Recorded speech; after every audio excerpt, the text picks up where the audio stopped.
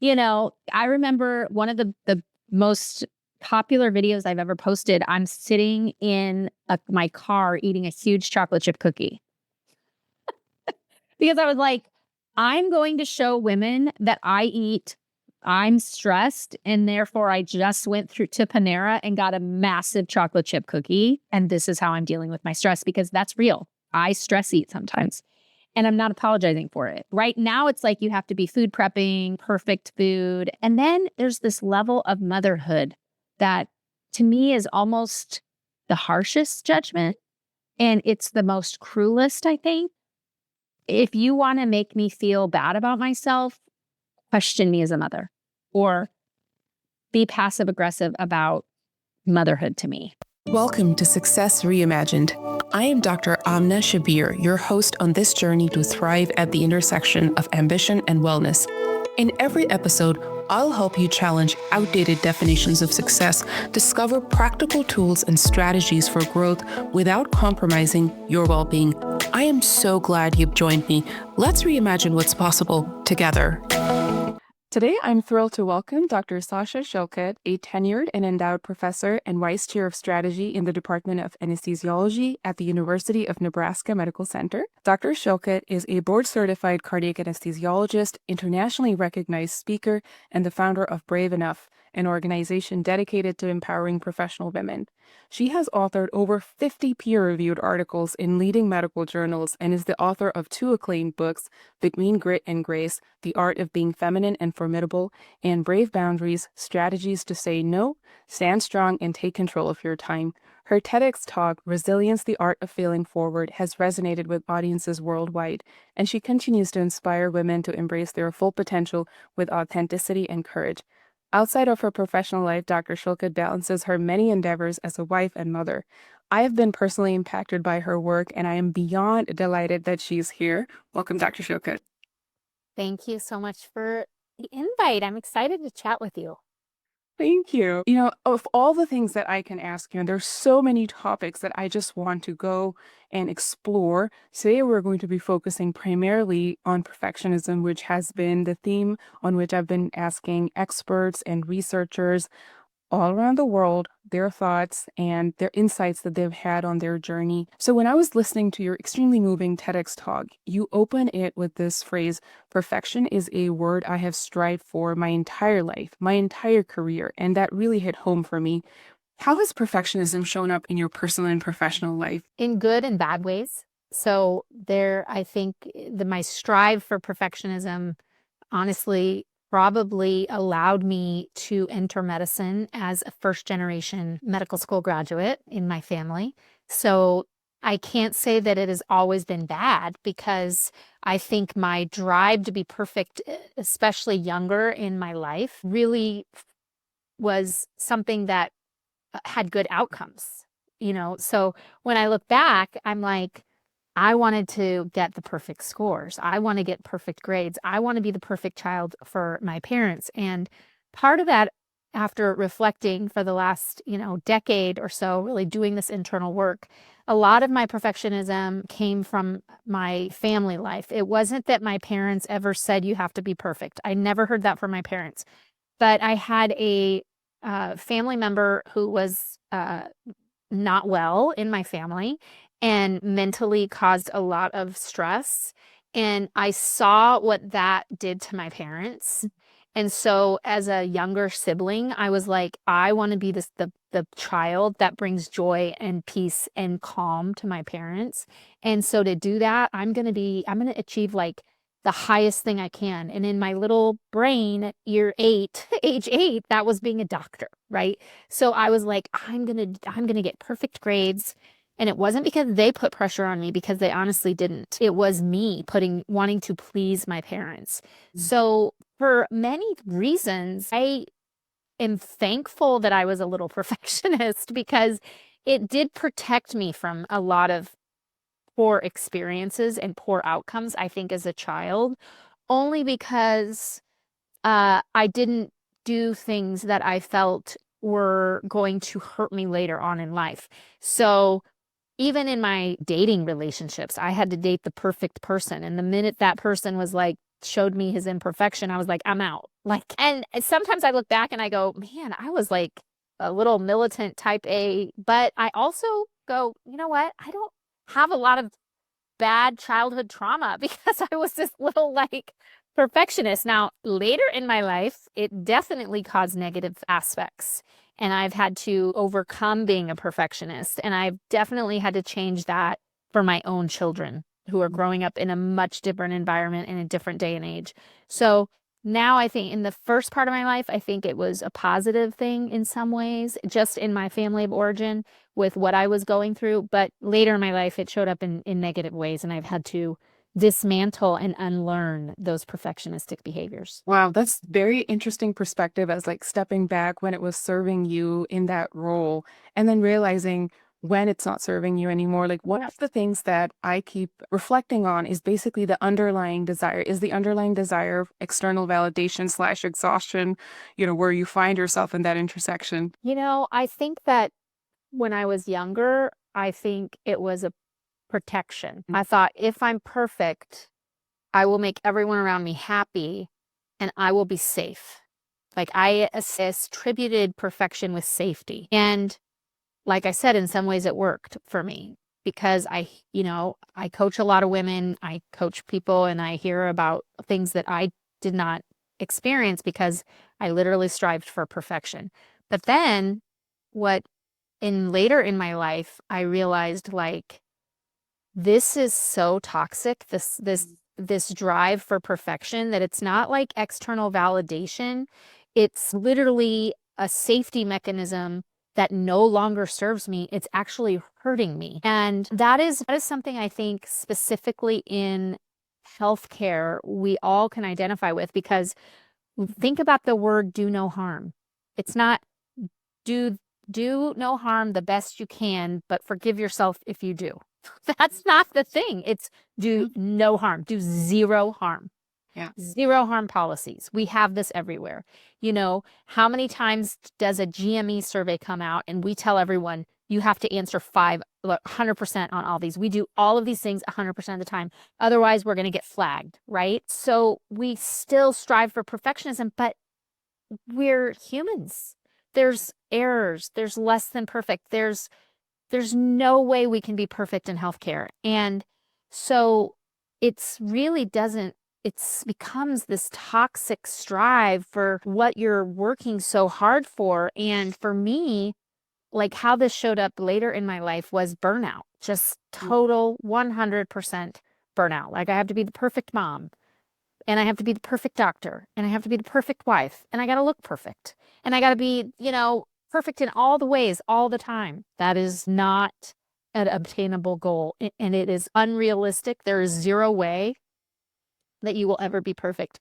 And most of the time now, it's like I look at people so differently. I don't know if you do this because you've studied this, but now when I see someone that is either posting perfectly or what they put out in the world, the way they present themselves is perfect, I know that there is an area of their life that is a dumpster fire, that they are so trying to cover up.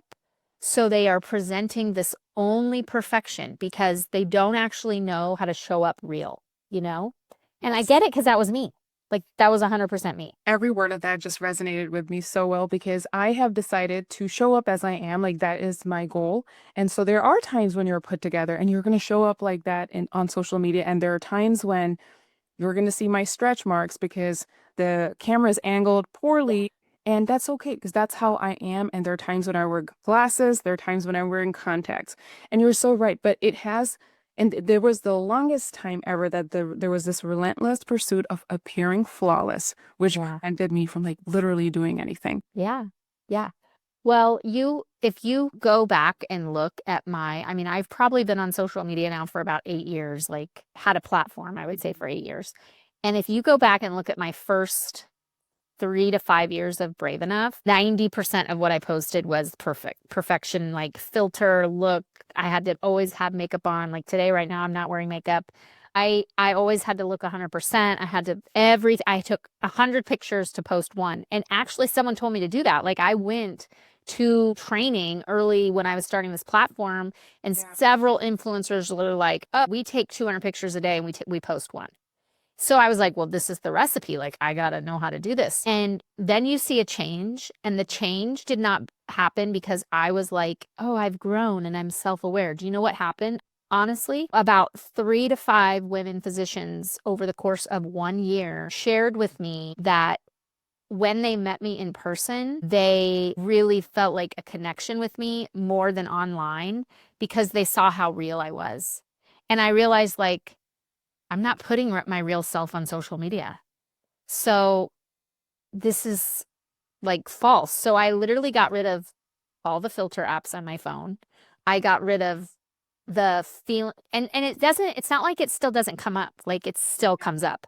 But I told my team, I don't want you to only post the perfect pictures of me. Like, I want the real pictures. I want the pictures at the bad angles. I want the pictures not showing me as a size 6 because I'm not a size 6. I want the pictures of me, like, I want the real stuff.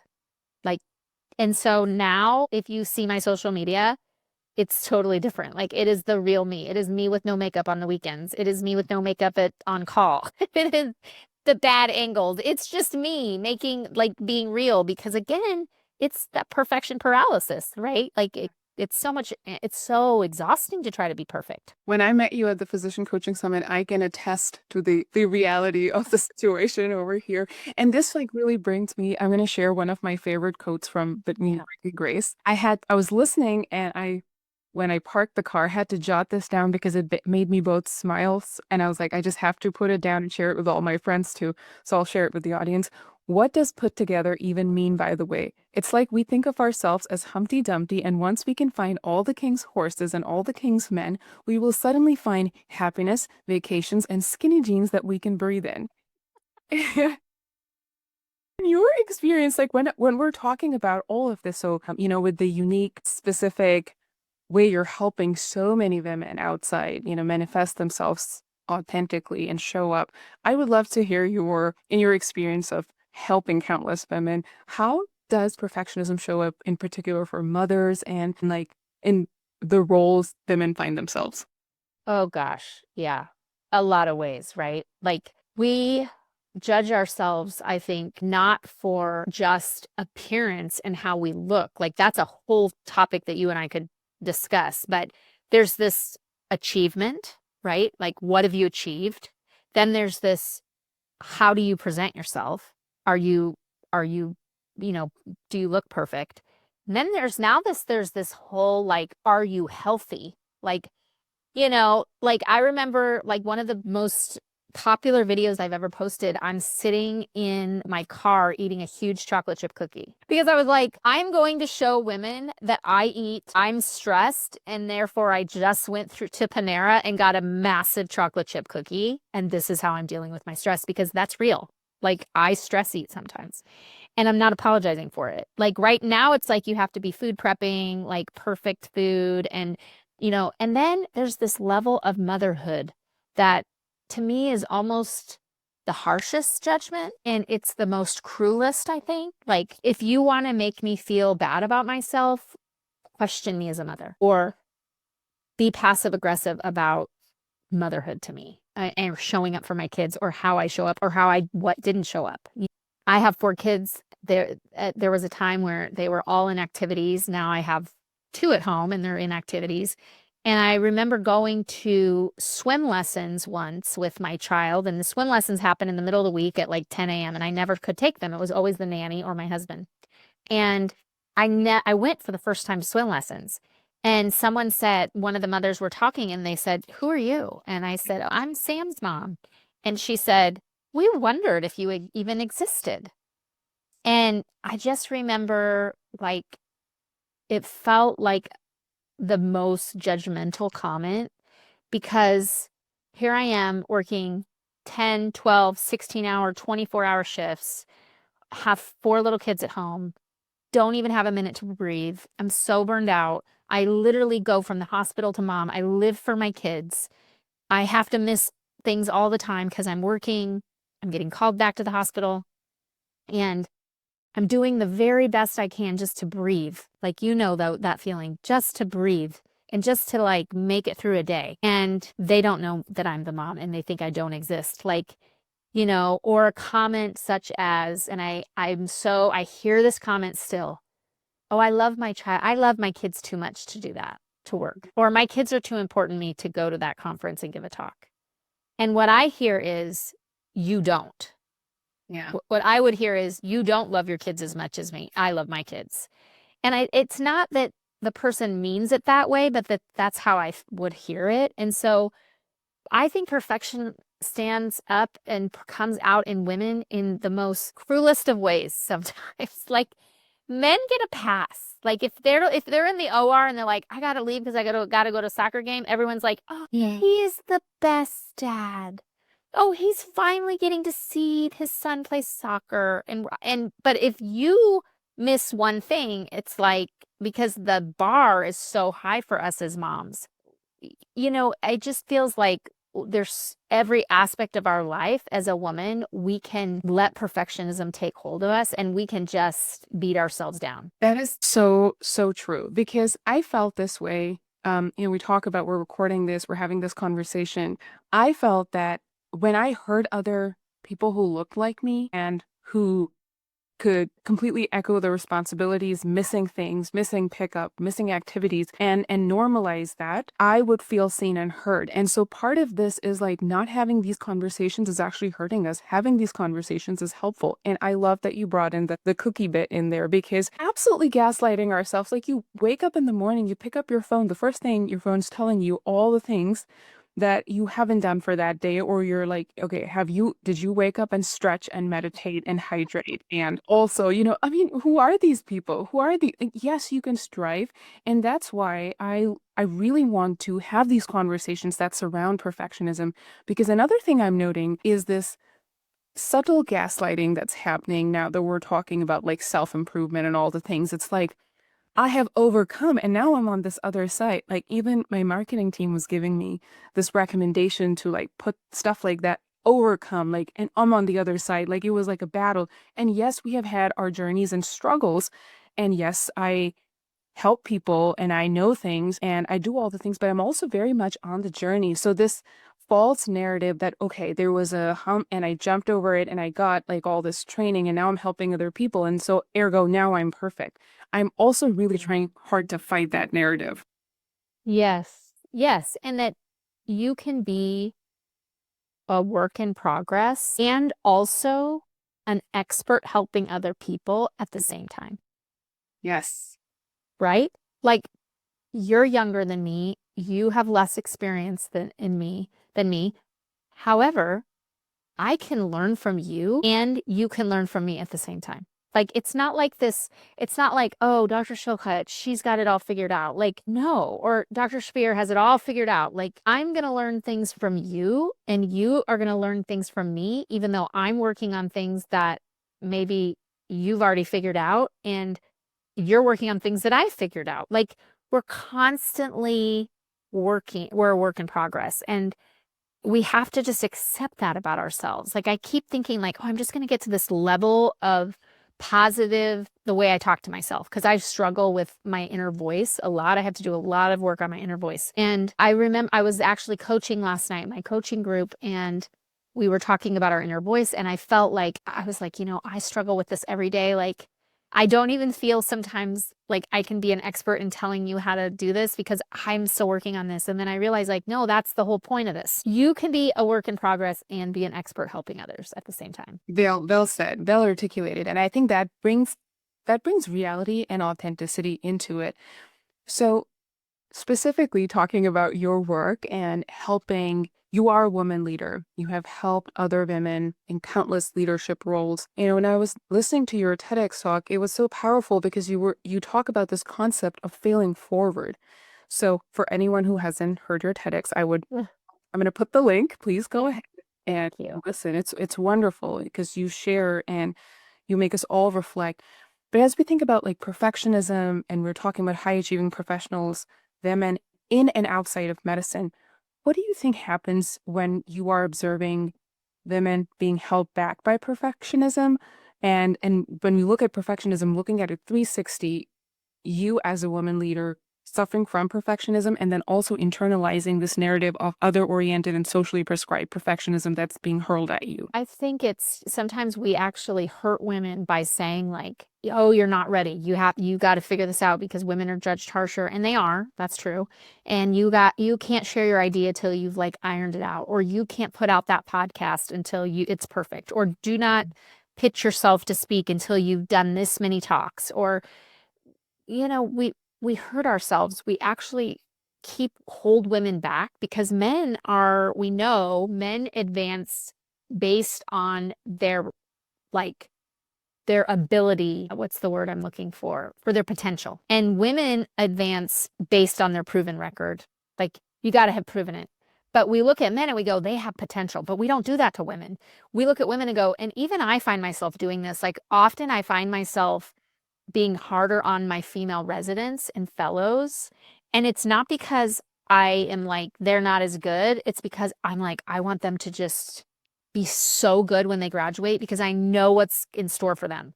Like, I know they're going to be judged harder, and I want them to get the next promotion. I want them to be superstars.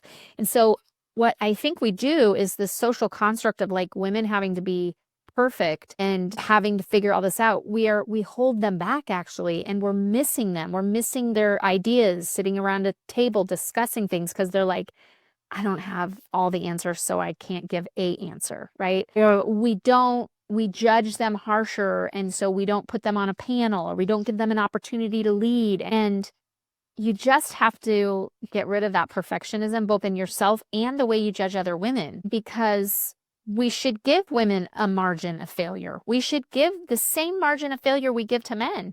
We should give to women. And you want to obviously improve yourself all the time. Like, I always am looking and striving to improve myself. But if I waited to be perfect to do half the things I do, I'd still be waiting to hit publish on my website, So you have to just put yourself out there and know that even in the most perfect of worlds, it's not going to be perfect for someone. Wow.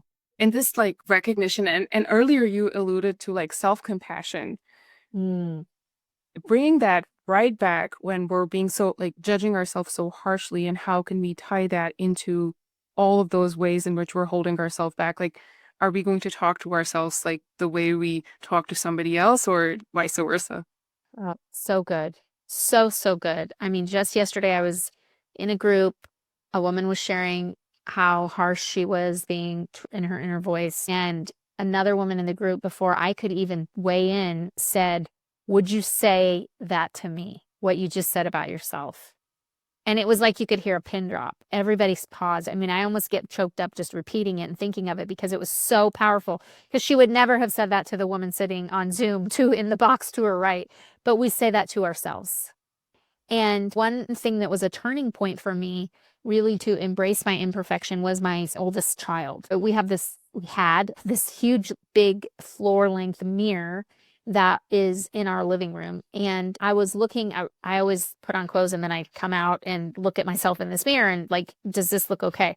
And I was doing this, and my son was age 8, and he was literally in the living room, like watching television or something on the TV. And he saw me come out, and I was talking to myself. And I was like, gosh, I look so fat in this outfit. I can't wear this. And we were going out to dinner, my husband and I was trying to figure out what I was going to wear. And my son stopped me and he said, Mom, why do you say that about yourself? That's so mean. Why do you say that? You told me never to use that word. That's a bad word. Why do you say that, Mommy? And I still remember it to this day. I get like chills because he was right. I had told him, like, you don't ever say that's not a nice word. You never use this word about yourself or anyone else. And he heard me saying it about myself. And I think that's probably the last time I've ever called myself that out loud, because it made me stop and go, why would I say that about myself out loud? Even internally now, when I hear that word come up, I just go, whoa, whoa, whoa. Like, that's not how you talk to yourself.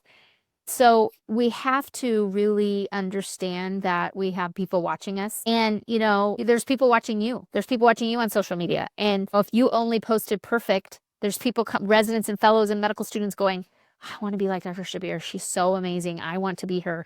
They're going to do what you do. So if that's what you project as perfect, that's what they're going to do. Well said. And kids can be such a powerful reflection, constant reminder. Yeah, whether we like it or not. Leaning into our actions more than our words and how we represent ourselves. So I have the copy of Grit and Grace is in my audio form, so I don't have the physical copy, but I had to get Brave Boundaries printed because I had to underline it as somebody who struggled with boundaries for the longest time ever.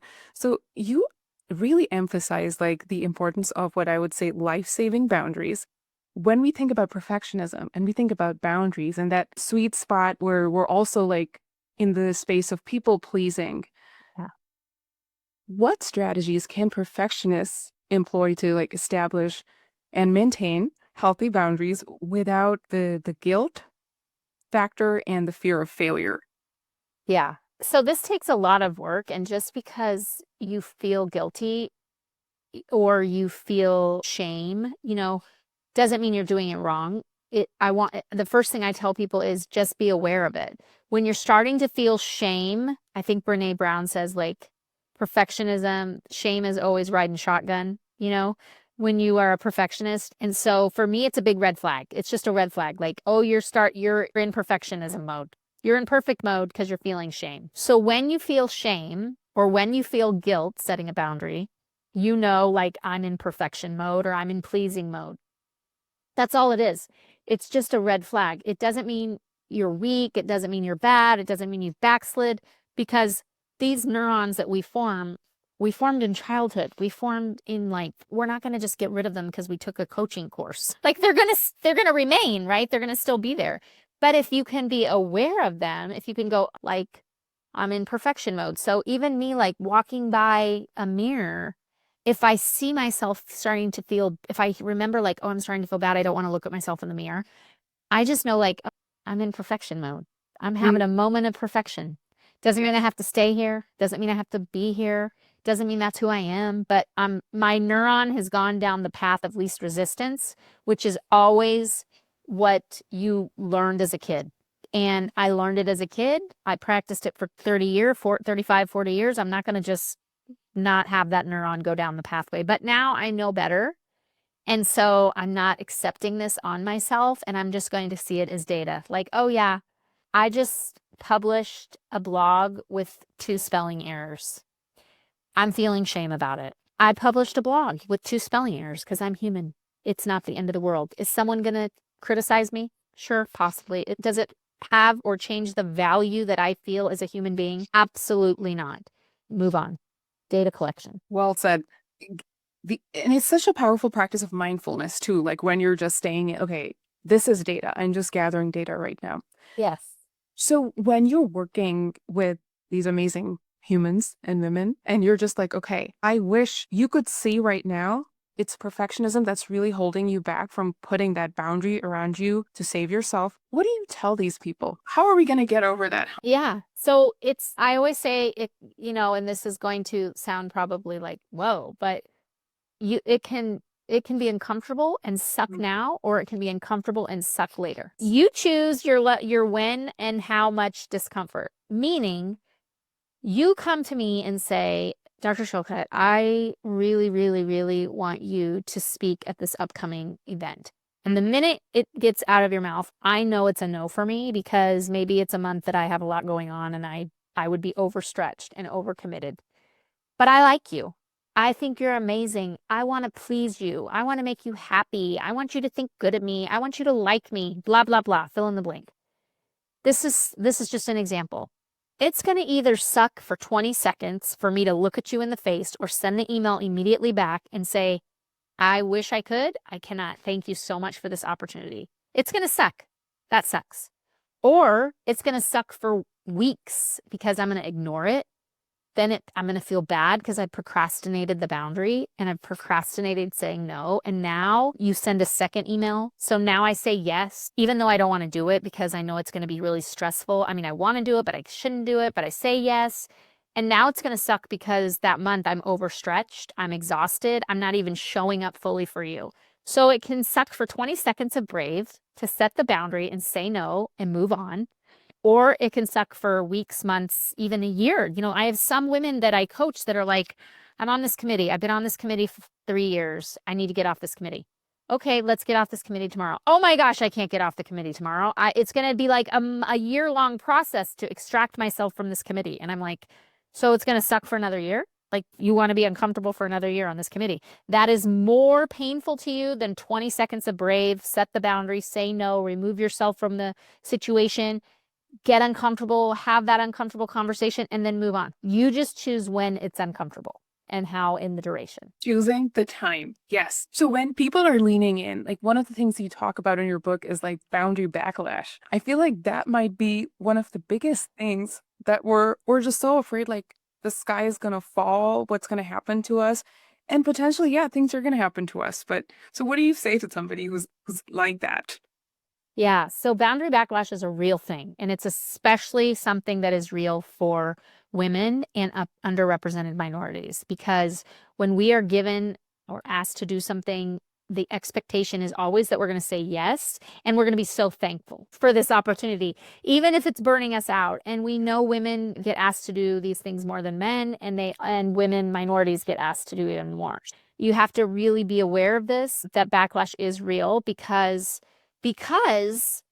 you're going against society, especially when there's a power differential. So if someone up here asks someone down here to do something, the expectation is that person's going to say, yes, ma'am, yes, sir, right? Even if it's not on our job description, even if we don't get paid to do it, even if it's someone else's job to do it, we're going to be like, sure, yes, sign me up, put me in. So when you actually take your own agency and you say, I either can't do that, I don't have time to do that, I don't have interest in that, that doesn't align with my goals, I'm not paid to do that, that someone else is actually paid to do that, you are bucking the system. You are bucking what everyone expects of you to do. And so you're going to get that backlash. Now, that backlash might look different ways. About a third of the time, it's going to be like, okay, and they're going to move on to the next person. They're actually going to be grateful to you for saying no quick, because it means they can find someone else fast to fill the void.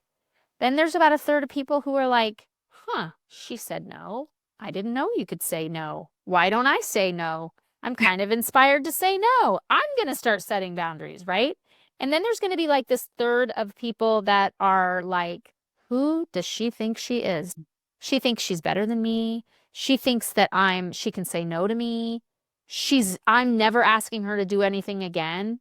So you cannot predict. Sometimes we can, but most of the time we can't predict who's going to do what, who's going to receive the backlash the way they did. This is what you have to remember. Just because you receive backlash doesn't mean that you shouldn't have set the boundary or that you set it wrong.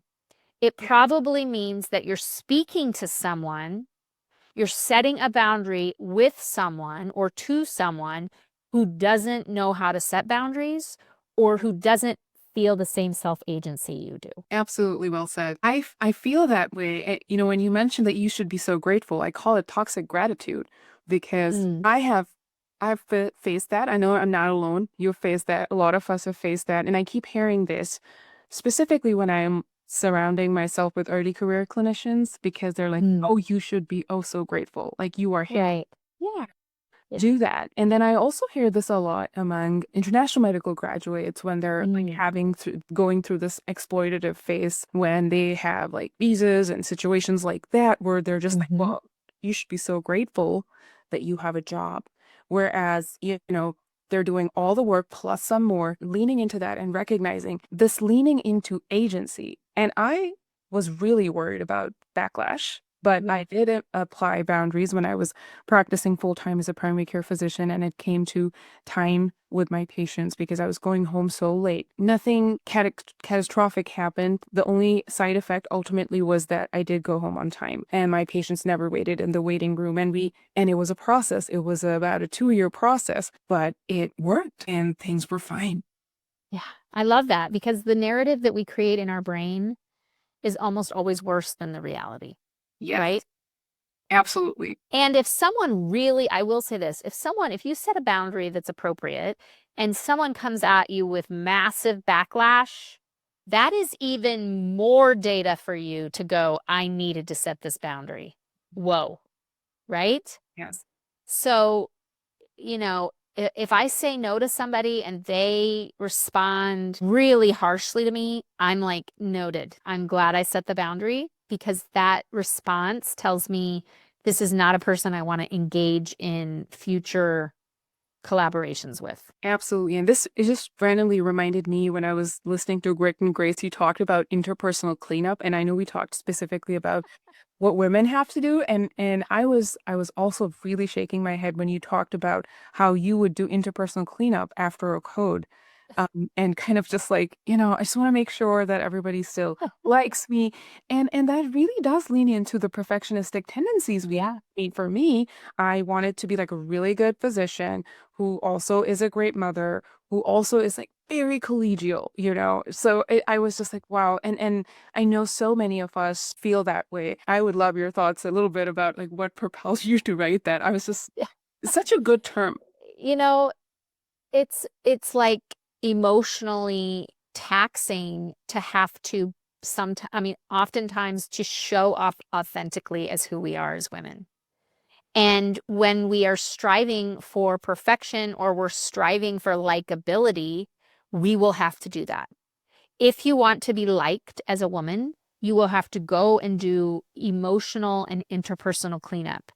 Do it just to do your job. So, for example, I am sure that when you were implementing these boundaries around clinical appointments and timing, you probably had to do a lot of interpersonal cleanup with the staff and maybe even patients to explain why you were setting these boundaries. And it probably wasn't a one-time conversation. It probably required you to maybe bring some banana bread and donuts and right? Like, this is what we have to do. Like, I was actually having a conversation with one of my female colleagues a couple years ago, and she's younger than I am. And she was watching me in an interaction in a certain specific clinical area that we both work in. And I was setting a boundary. And she said, I don't understand how you just did that, because I take the opposite approach.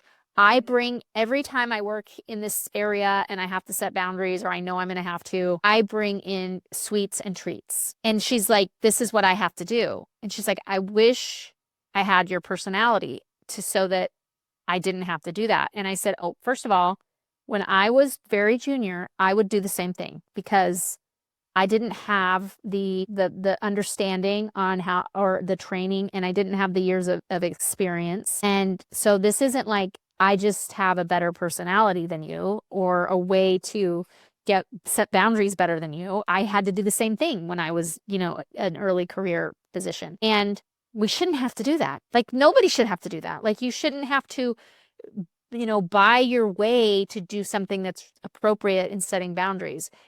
But we do often. Like, that's what women find themselves doing in the workplace. Like, men never think, oh, I'm going to have to set boundaries today. I'm going to bring donuts. They're not doing that. We are.